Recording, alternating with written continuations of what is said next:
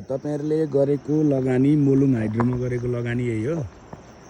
कसले देख्नु भएको छैन, नदेख्ने जतिका लागि हो। मोलुङ हाइड्रोको पानी यसरी निस्क्यो, यतापट्टिको यो खोलो हो। यो मोलुङ हाइड्रोको के भन्छ यसलाई, त्यो सब स्टेसन जस्तो उत्पादन हुने ठाउँ चाहिँ यही हो, जस्ताले बारेर बनाइरहेछन्। अहिलेसम्म बिल्डिङ पनि बनाउन सकेका छैनन् यिनीहरूले। हाम्रो सेयर लगेको लगानी कता लगेर कहाँ लगेर के गरे थाहा छैन। अहिलेसम्म पनि बिल्डिङ छैन, यही जस्ताको टहरमा छ।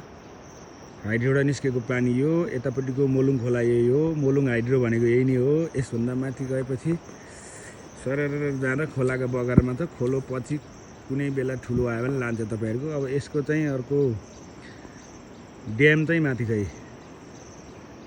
मोलुङ खोलाको ड्याम चाहिँ खोलैमा हो। यो ड्याम पनि पछि भविष्यमा बगेर जाने ठुलो सम्भावना छ। त्यही भएर अहिलेदेखि मोलुङ हाइड्रोको लगानीकर्ताहरू जति चाहिँ मोलुङ हाइड्रो कम्पनीलाई प्रेसर दिएर एउटा बिल्डिङ चाहिँ बनाउन लाउनुहोस्।